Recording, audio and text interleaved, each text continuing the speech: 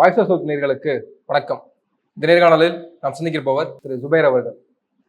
வணக்கம். வணக்கம். செல்லூர் ராஜ் அவர்கள் தன்னுடைய எக்ஸ் தளத்துல நான் பார்த்து ரசித்து நெகிழ்ந்த ஒரு இளம் தலைவர் ராகுல் காந்தின்னு அவர் பகிர்ந்திருக்காரு. அவர் ஒரு நல்ல எண்ணத்துல ஆமா நான் பார்த்தேன், நல்லா இருக்கு, அவர் பேசுறது பழகிறது பிடிச்சிருக்கு, அதனால பகிர்ந்திருக்கேன், இதுல என்ன இருக்கு அப்படின்றதான் அவருடைய ஸ்டேட்மெண்டா இருக்கு. இதுல ஏன் அதிமுகவினர் அதிருப்தி ஆகணும், நீங்க என்ன நினைக்கிறீங்க? இல்ல, செல்லூர் ராஜுவை பொறுத்த வரைக்கும் மனசுல எதையும் வச்சுக்கிற மாட்டாரு. எப்பயும் வெளிப்படையா பேசக்கூடிய ஆட்கள். ரெண்டாவது, அந்த தொகுதியை பொறுத்தவரை செல்லூர் ராஜை வந்து எல்லாரும் சும்மா ஒரு தர்மாக்குள் செல்லூர் ராஜுன்னு நினைப்பாங்க. தொடர்ந்து 3 முறை அந்த தொகுதியினுடைய சட்டமன்ற உறுப்பினர், 10 வருடம் கூட்டுறவுத்துறை அமைச்சர் தமிழ்நாட்டில், இப்படி பல்வேறு பொறுப்புகள் இருந்தவர். பல வருஷம் மாவட்ட செயலர் இருக்கார்.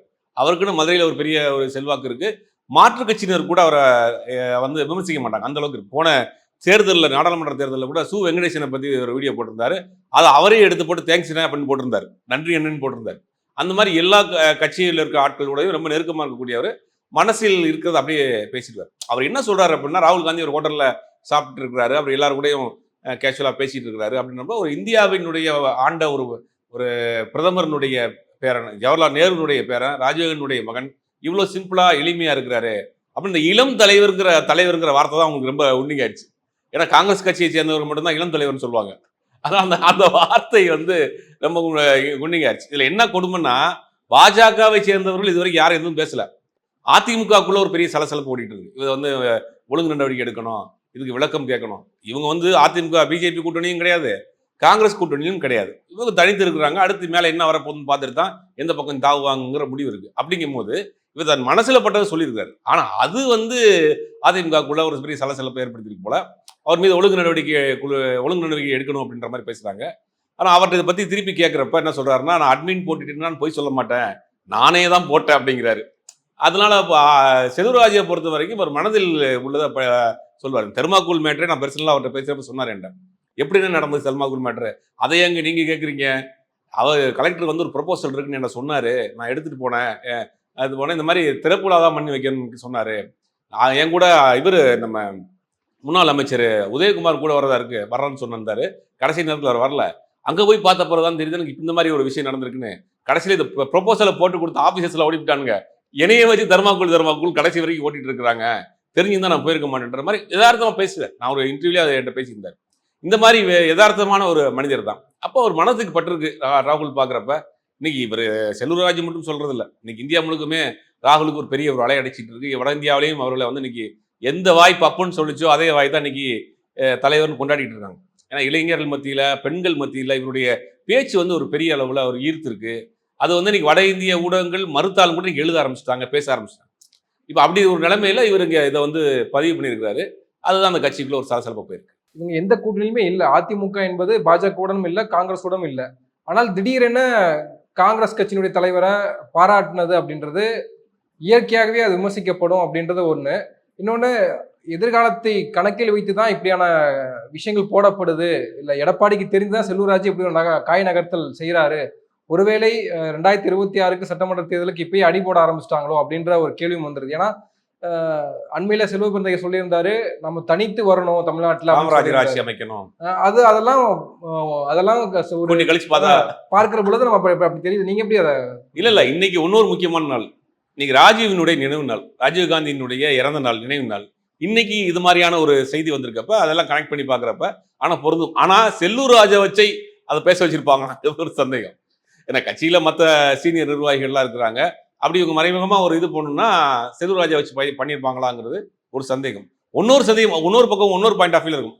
செல்லூர் ராஜை வச்சு பேசிட்டோம்னா அது போற போக்குல வந்து அது வந்து அவர் தனிப்பட்ட கருத்துன்னு சொல்லி கடந்து போயிடலாம். 2 விதமா பார்க்க வேண்டியது இருக்கு. அப்ப நீங்க சொல்ற அந்த எல்லா விஷயத்தையும் கனெக்ட் பண்ணி பாக்குறப்ப ஏதோ ஒரு அடி எடுத்து வச்சிருக்கிறாங்க, ஒரு அடுத்த கட்ட மூவுக்கு போவோம். ஏன்னா வரக்கூடிய செய்திகள்லாம் பார்த்தீங்கன்னா வட இந்தியாவிலும் இன்னைக்கு பெரிய அளவில் இந்த இந்தியா கூட்டணிக்கு ஒரு வாய்ப்பு இருக்கு. அடுத்து 4ஆம் தேதிக்கு மேல இந்தியா கூட்டணி தான் உறுதியாக ஆட்சி அமைக்கும்னு வட இந்திய ஊடகங்கள், பத்திரிகைகள்லாம் எழுத ஆரம்பிச்சிட்டாங்க. அப்படிங்கும் போது அடுத்த கட்டத்துக்கு நகர்வுக்கு போவோம் அப்படின்னு இவங்க ஒரு துண்டை போட்டு வைப்போம் அப்படின்னு நினைக்கிறாங்களா என்னன்னு தெரியல. ஆனா அதை இவரை வச்சு செஞ்சிருப்பாங்களாங்கிறது ஒரு சந்தேகமா தான் இருக்கு. ஆனால் இப்போ அவர் கட்சியிலிருந்து நீக்கப்படுவாரு, ஆலோசனை போய்கிட்டு இருக்கு. மதுரையில் இருக்கக்கூடிய அதிமுகவினரே வந்து கோரிக்கையை வச்சிருக்காங்க தலைமைக்கு, அதிமுக தலைமைக்கு அப்படின்லாம் கேள்விப்படுறோம் இல்லையா? அப்போ அதெல்லாம் எப்படி நம்ம எடுத்துக்கிறது? இல்ல அதுதான் பிள்ளையும் கிள்ளி விட்டு தொட்டியில் ஆட்டி விடுறது தான். இப்போ வந்து இது வந்து எப்படின்னா, நீங்கள் அவ்வளவு நடவடிக்கை எடுத்தாங்கன்னா இந்த பிஜேபி வந்து காம்ப்ரமைஸ் பண்ணுறதுக்காக, ஒழுங்கு நடவடிக்கை எடுக்காமல் இருந்தாங்கன்னா கட்சிக்காரர்களே காம்ப்ரமைஸ் பண்ணி இது ரெண்டையும் பேலன்ஸ் பண்ணுறதுக்காக வேலையை செய்கிறாங்க. ஆனால் அந்த அளவுக்கு யோசிச்சுட்டு அதிமுகவில் செய்வாங்களா, இவ்வளோ விஷயங்கள்லாம் பண்ணுவாங்களான்னு தெரியல. எனக்கு தெரிஞ்சு இவர் தனிப்பட்ட முறையில் இவரோட சொல்லியிருக்கலாம். ஏன்னா இவர் வந்து ட்வீட் போட்டேன்றாரு, அதெல்லாம் போடுவாரா, இது இது யூஸ் பண்ணுறாராங்கிறதெல்லாம் எனக்கு தெரியல. ஆனால் அட்மின் போடலை, நான் தான் போட்டேன் அப்படிங்கிறது. ஆனால் ஒரு சும்மா ஒரு வாழ்த்து செய்தியாக போட்டிருந்தா கூட பரவாயில்ல, ஒரு வீடியோவையும் ஷேர் பண்ணியிருக்காரு. அப்படிங்கும் போது அங்கே பல சந்தேகங்கள் வருது. இது அடுத்த கட்ட ஒரு நகர்வா இருக்குமோங்கிற ஒரு சந்தேகம் வலுவா இருக்கு. ஏன்னா அதிமுக மேல வந்து ஆட்சி மாற்றம் ஏற்பட போகுதுங்கிற மாதிரியான ஒரு பெரிய அளவுல தகவல் போயிட்டு இருக்கு, செய்திகள் வந்துட்டு இருக்கப்ப நம்ம ஒரு அது துண்டை போட்டு வைப்போம், அது செல்வராஜ் மாதிரி போட்டு வைப்போம், கேட்டால் அவருடைய இது தனிப்பட்ட கருத்து அப்படின்னு சொல்லி நகண்டுருவோம். ஏன்னா இது வந்து கொங்கு மண்டலத்தில் இருக்கக்கூடிய எஸ்பி வேலுமணியோ இல்லை தங்கமணியோ அந்த மாதிரி ஆட்களை வைத்து போட வச்சிருந்தாங்கன்னா அது வேற மாதிரி போயிருக்கும். இது வேற உள்ளுக்கு ஏற்கனவே அதிமுகக்குள்ள ஒரு சின்ன ஒரு பூசல் போயிட்டு இருக்கு, செங்கோட்டையன் விசை எடப்பாடிங்கிற மாதிரியான ஒரு சின்ன ஒரு திமுகல மோடி ஆதரித்து இல்ல மோடியை புகழ்ந்து யாராவது ஒருத்தங்க இந்த மாதிரி ட்வீட் போட்டிருந்தா எவ்வளவு பெரிய பிரச்சனையா இருக்கும். அதே மாதிரி தானே அதே நிலைமை தானே அதிமுகவுக்கும் அப்படின்றதான பார்வையா இருக்கு. இல்ல திமுக சித்தாந்த ரீதியாவே எதிர்க்குதே. நீங்க வந்து திமுக வந்து ஒரு 99க்கு பிறகு அதுக்கு பிறகு கூட்டணியில் இருந்தாங்க. அந்த கூட்டணியில கலைஞர் அவர்கள் இருந்தப்ப கூட ஒரு காமன் மினிமம் ப்ரோக்ராம் போட்டுட்டு தான் இதெல்லாம் செய்யக்கூடாதுங்கிற ஒரு கண்டிஷனோட இருந்தாங்க. அதற்கு பிறகு கூட்டணியே கிடையாது. இவர்கள் இப்போ இன்னைக்கு சித்தாந்த ரீதியாக எடுத்துக்கிட்டு இருக்கிறாங்க. அப்படிங்கும் போது இப்போ நீங்கள் பிரைம் மினிஸ்டர் வர்றாரு, அப்போ சிஎம் போய் வரவேற்கிறாரு, அமைச்சர் போய் வரவேற்கிறாரு, அப்போ நீங்கள் அந்த கூட்டணி எடுத்துக்க முடியுமா, அதுக்கு வந்து ஆதரவு எடுத்துக்க முடியுமா, அது ஒரு புரோட்டோக்கால். அதே மாதிரி தான் எடுத்துக்கணும். நீங்கள் இப்போ அதிமுகவை பொறுத்த வரைக்கும் இப்போ அதிமுகவில் அவங்க எந்த கட்சியிலையும் மாநில தேசிய அளவில் கூட்டணியில் இல்லை. காங்கிரஸ் கூடயும் கிடையாது, கம்யூனிஸ்ட் கூடயும் கிடையாது, பாஜக கூடயும் கிடையாது. அப்படிங்கும் போது ஒரு தலைவரை வந்து இவங்க வந்து புகழ்ந்து போகிறதுல கட்சியில் இருக்கக்கூடியவர்களுக்கு எந்த ஒரு இது அவங்களுக்கு உள்ள ஒரே குறை என்னன்னா, காங்கிரஸ் வந்து திமுக கூட்டணியில் இருக்கு. இப்போ அதுதான் அவங்களுக்கு உரியதை. ராகுல் மேலே தனிப்பட்ட கோபமோ வருத்தமோ கிடையாது. ராகுல் வந்து திமுக கூட்டணி இருக்காரு, மேலே இந்தியா கூட்டணி ஆரம்பிச்சுன்னா திமுக இருக்க முக்கிய பலர் வந்து அமைச்சர் ஆயிடுவாங்க. அப்போ வந்து இவர் வந்து அதுக்கு மறைமுகம் ஆதரவு கொடுக்குறாரா அப்படிங்கிற ஒரு கோபம் தான் ஒழிய நேரடியாக ராகுல் மேலே கோபம் கிடையாது. அவர் ராகுலுக்கு ஓகே தான் அவங்க. அது வந்து செல்லூர் ராஜுவோட குரல் மட்டும் கிடையாது, அதிமுகவினுடைய குரலாகவும் கூட இருக்கலாம். கண்டிப்பா இருக்கலாம், அப்படித்தானே பார்க்கப்படுது. இப்போ நீங்க அதிமுகவும் திமுக இன்னைக்கு இந்தியா கூட்டணியில் மேஜர் பார்ட்னர் யாருன்னா திமுக தான். அப்படிங்கும்போது ராகுல் வந்து இங்கே வந்துட்டு ஸ்டாலின் அண்ணன்ட்டு போறாரு. அப்படி ஒரு தலைவரை எதிர்முகாமில் இருந்து பாராட்டுறப்ப என்ன ஆகும்னா இவங்களுக்கு கொஞ்சம் வீக் ஆகும் அப்படின்னு நினைக்கிறாங்க. நாளைக்கு ஆட்சி மாற்றம் ஏற்படுகிற பொழுது ஒரு செய்தி எல்லாம் கூட போயிட்டு இருக்கு, பிடிஆர் வந்து நிதியமைச்சராக போறாரு, மேலே இந்தியா கூட்டணி ஆட்சிக்கு வந்தாங்க. அதே ஊரை சேர்ந்தவர் தான் அவர், அதே மதுரையை சேர்ந்தவர் தான். இந்த கணக்குகள்லாம் பார்க்குறப்ப அதிமுகவினருக்கு ஒரு சின்ன ஒரு கலக்கத்தை ஏற்படுத்தியிருக்கு. இது ரெண்டு வகையாகவும் பார்க்கலாம். ஒன்று அவர்கள் துண்டு போடுறது ஒரு விஷயம், ரெண்டாவது அதிமுகவினுடைய அந்த தொண்டர்களுக்கு ஒரு சின்ன ஒரு வருத்தம் அப்படிங்கிற மாதிரி பார்க்கலாம். அப்போ கட்டுக்கோப்பா இல்லாம இருக்காங்களா? அதாவது யார் வேணா என்ன வேணா பண்ணலாம், பேசிக்கலாம் அப்படின்ற மாதிரி அதிமுகவுல அந்த மாதிரியான பிரச்சனைகள் ஓடிக்கிட்டு இருக்கா இன்னும்? ஜெயலலிதா அவர்கள் மறைவுக்கு பிறகு அதிமுகவுல அந்த இரும்பு கோட்டையெல்லாம் உடஞ்சு போச்சு. ரொம்ப வருஷம் ஆச்சு அது. இன்னைக்கு ஆளுக்கு என்ன பேசி சிவி சண்முகம் ஒன்று பேசுவார், எஸ்பி வேலுமணி தங்கமணி அவங்க பாயிண்ட் ஆஃப் வியூ ஒன்று பேசுவாங்க. என் சிவி சண்முகம்லாம் இந்த முறை வந்து பிஜேபியை மிக கடுமையாக எதிர்த்தாரு, கடுமையாக பேசினாரு. அப்படிங்கும் போது நீங்கள் வந்து அதுக்கெல்லாம் ஒழுங்கு எடுக்கலையே. இவர் காங்கிரஸ் ஒரு பிஜேபியை எதிர்த்து பேசுறாரு, இவர் காங்கிரஸ் ஆதரிச்சு பார்க்குறாரு. அதுக்கும் நடவடிக்கை இல்லை, இதுக்கு நடவடிக்கை கிடையாது. அப்படிங்கும் போது இன்னைக்கு அதிமுகங்கிறது இன்னைக்கு இரண்டு பிளவா இருக்கு. ஜாதி ரீதியாக பிளந்து நிற்குது. இப்போ எம்ஜிஆர் மறைவுக்கு பிறகு அதிமுக ரெண்டா பிளந்ததுன்னா அன்னைக்கு வந்து ரெண்டு தலைவர்களுக்கு மத்தியில் பிரச்சனை. ஒரு பக்கம் ஜெயலலிதா, ஒரு பக்கம் ஜானகி, இவங்க 2 பேருக்குள்ள ஒரு பிரிவு. அந்த பிரிவு ரொம்ப நாளிலே ஒன்று சேர்ந்துருச்சு. ஒரு 3 வருஷத்துக்குள்ளே ஒன்று சேர்ந்துட்டாங்க. 91 திருப்பி ஆட்சிக்கு வந்துட்டாங்க. ஆனா இந்த பிளவு அப்படின்னா 2 ஜாதியா பிளந்துருக்கு. அதிமுக இப்ப 2 ஜாதி தலைவர்களுடைய முகமா பார்க்கப்படுது. அப்படிங்கும் போது இது சேர்றதுக்கு வாய்ப்பு இல்லை. அங்க யாரையும் கண்ட்ரோல் பண்ணவும் முடியல. இவர் இங்க இருந்து அங்க போயிடுவார், இல்லை அங்கிருந்து இங்க அந்த பதவியும் இல்லை. பதவி இருந்தா கூட ஏதாவது ஒரு கொஞ்சம் கண்ட்ரோல்ல இருப்பாங்க. பதவியும் இல்லைங்கும் போது அதிமுகவில் வந்து தடியெடுத்தவர்களாம் தண்டக்காரங்க மாதிரி ஆளாளுக்கு ஒரு கருத்தை சொல்லிட்டு இருக்கிறாங்க. அது வந்து இந்த தென் மாவட்டத்தில இருந்து செல்லூர் ராஜு மாதிரியான ஒரு சீனியர் தலைவர் வந்து அவர் பேசியிருக்கிறது வந்து ஒரு பெரிய கவனத்தை ஈர்ப்படுத்திருக்கு. தமிழ்நாட்டில் முக்கிய அமைச்சராக இருக்கக்கூடிய ரகுபதியே வந்து ஜூன் 4க்கு பிறகு நிச்சயமாக இபிஎஸ் அணியில வந்து ஒரு குழப்பம் ஏற்பட வாய்ப்பு இருக்கு, அது உடைவதற்கான வாய்ப்புகள் இருக்குன்னு சொன்னாரு. அப்போ இதெல்லாம் சிம்டமா எடுத்துக்கலாமா? செல்வராஜ் போடுற ட்வீட்டு, வேலுமணி நடவடிக்கைகள் இதெல்லாம் பார்க்கிற பொழுது நம்ம அதை சிம்டமா எடுத்துக்கலாம். இல்ல அதிமுகவில் இப்பயே ஒரு மறைமுகமா ஒரு மௌன போர் போயிட்டு தான் இருக்கு. இந்த பக்கம் பாத்தீங்கன்னா செங்கோட்டையன் சார்பா ஒரு இந்த முறை நாடாளுமன்ற தேர்தல் அவர் பெருசா வேலையே செய்யல, சைலண்டா இருந்தாரு, சும்மா பேருக்கு வந்துட்டு போனார் அப்படிங்கிற மாதிரி சொல்றாங்க. இந்த தென்பகுதியில பாத்தீங்கன்னா பல தொகுதிகளில் வந்து டிடிவி தினகரனுக்கும் ஓபிஎஸ்க்கும் அதிமுகவினரே வேலை பார்த்திருக்காங்க. அது கட்சியினுடைய மேல்மட்டத்துக்கும் தெரிஞ்சு போச்சு. அதை தான் அவர் பேசியிருக்கிறார். இது நம்ம எடப்பாடி பழனிசாமி பேசுறாரு, கட்சிக்கு விசுவாசமா இருக்கணும், நிறைய துரோகம் பண்றீங்கன்னு. ஓப்பனா சொல்லணும்னா ராமநாதபுரத்துல முழுக்க முழுக்க அதிமுகவினர் தான் ஓபிஎஸ் வேலை பார்த்தாங்க.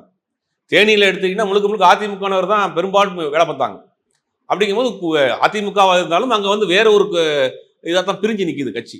அப்படிங்கும் போது அது இதெல்லாம் பிறகு ஒரு அடுத்த ஒரு தேர்தல் மாற்றத்துக்கு பிறகு, அரசியல் மாற்றத்துக்கு பிறகு அதிமுக ஒரு மிகப்பெரிய ஒரு பிளவு, மிகப்பெரிய ஒரு பூகம்பம் கண்டிப்பா இருக்கு. ஜூன் 4க்கு பிறகு உதயநிதி வந்து துணை முதல்வராக வாய்ப்புகள் இருக்குன்னு பழைய நிறைய விஷயங்கள் செய்திகள் பார்க்கிறோம். அது நடந்தால் மக்கள் ஏற்றுக்கொள்வார்களான்ற ஒரு கேள்வி இருக்குல்ல. இல்ல, மக்கள் ஏத்துக்கிட்டாங்களே. இப்ப சேப்பாக்கம் திருவல்லிக்கேணி தொகுதியினுடைய சட்டமன்ற உறுப்பினராக 1.5 லட்சம் பேர் ஓட்டு போட்டு ஏத்துக்கிட்டாங்க. அதற்கு பிறகு அமைச்சராக்குனாங்க. அமைச்சராக்க கட்சியினுடைய நிர்வாகிகளோ யாராவது ஒருத்தர் சொல்லுங்க, யாராவது ஒருத்தர் வந்து போர்க்கொடி தூக்கியிருக்காரா, யாராவது எதிர்ப்பு பேசியிருக்காரா? இப்போ மக்கள் 1.5 லட்சம் மக்கள் அந்த தொகுதி மக்கள் இவரை எம்எல்ஏ தேர்ந்தெடுத்துட்டாங்க. அப்போ கட்சியினுடைய நிர்வாகிகள், பெரும்பான்மையான நிர்வாகிகள் வந்து இவரை ஏற்றுக்கிட்டாங்க. அப்படிங்கும்போது துணை முதலமைச்சர் ஆகிறதுக்கு என்ன இது இருக்கு? இப்போ உங்களுக்கு என்ன எதிர்ப்பு வரப்போகுது? ரெண்டாவது, எல்லா தகுதியுமே அவருக்கு இருக்கு. அடிப்படை தகுதி, ஒரு படித்தவர், இளைஞராக இருக்காரு, ஆல்ரெடி எம்எல்ஏவை பெருக்கிறாரு, கட்சி பணியில் சிறு வயதுலேருந்து பார்த்துட்டு இருக்கிறாரு. அது கட்சி உள்ள வராமல் வெளியிலேருந்து நிறைய வேலைகள்லாம் செஞ்சுட்டு இருந்தாரு இயக்க ரீதியாக. அப்படிங்கும்போது அவர் வர்றதுக்கு எந்த விதமான தடங்களும் கிடையாது, எதிர்ப்பும் கிடையாது. அவர் வருவதற்கு முழு தகுதியும் இருக்கு. அவர் வாரிசு அரசியல்ன்ற அந்த டேக் குத்தப்படும் இல்ல. வாரிசு அரசியல் காலங்காலமாக எந்த கட்சியில இன்னைக்கு வாரிசு அரசியல் இல்லாம இருக்கு? அதிமுகவில் இல்லாம இருக்கா? பிஜேபியில் இல்லாம இருக்கா? பிஜேபியில் இருக்கக்கூடிய பல அமைச்சர்கள் இன்னைக்கு வாரிசுதார் தான். அனுராக் தாக்கூரா இருக்கட்டும், நிறைய லிஸ்ட் போட்டுட்டே போகலாம். பலரும் இன்னைக்கு வந்து அவருடைய பிள்ளைகளை தான் மத்திய அமைச்சர் ஆக்கியிருக்காங்க, எம்பி ஆக்கியிருக்காங்க. உதாரணத்துக்கு கர்நாடகாவில் அதனால தான் உள்கட்சி பூசலையும் எடியூரப்பாவுடைய பையனுக்கு சீட் கேட்டு தான் அங்கே பஞ்சாயத்து ஆகி போச்சு. அதனால தான் லிங்காயத்தினுடைய தலைவரை தனியாக நிற்கிறார். அப்படிங்கும்போது எல்லா கட்சியிலும் இந்த வாரிசுங்கிறது வந்து இருக்கதான் செய்யுது. ஆனா வந்து இந்த வாரிசுங்கிறது ஒரு விசிட்டிங் கார்டு தான். நீங்க ஜெயதீபா கூட வாரிசு தான். ஆனா அதனால சைன் பண்ண முடிஞ்சா அவங்களுக்கு? வாரிசுங்கிறது அவங்க உள்ள வர்றதுக்கு ஒரு விசிட்டிங் கார்டு. ஆனா அவங்களுடைய திறமையிலானலாம் அங்கே நிற்க முடியும். இப்போ உதயநிதி ஸ்டாலின் வந்துட்டாருன்னா இன்னைக்கு 1.5 வருஷம் அமைச்சராக இருக்கிறாரு. அவருடைய செயல்பாடுகள் ஓரளவுக்கு பாராட்டக்கூடிய அளவா இருக்கு. பெருசா விமர்சனங்கள் கிடையாது. கட்சி நிர்வாகிகள் ஏத்துக்கிட்டாங்க. ஓட்டு போட்ட அந்த சேப்பாக்கம் திருவல்லிக்கேணி தொகுதி மக்களும் ஏத்துக்கிட்டு தான் ஓட்டு போட்டுருக்காங்க. அப்படிங்கும்போது எல்லா பக்கமும் இருக்கு இல்லையா? நீங்க வாரிசுங்கிற ஒரு அடிப்படையில் உள்ள வந்துட்டா கூட அதை தக்க வச்சுக்கிறதுக்கு ஒரு வாரிசுன்னு உள்ள வர்றதுக்கு ஒரு விசிட்டிங் கார்டு தான். நீங்க வாரிசுங்கிறது எல்லா கட்சியிலையும் இருக்கு. செயல்பாடுகள் தான் அது மாற்றும். நன்றி, பொறுத்திருந்து பார்ப்போம் ஜூன் 4க்கு பிறகு களம் எப்படி மாறுதுன்னு. நிறைய விஷயங்கள் பகிர்ந்துக்கிட்டீங்க. உங்க நேரத்துக்கு மிக்க நன்றி.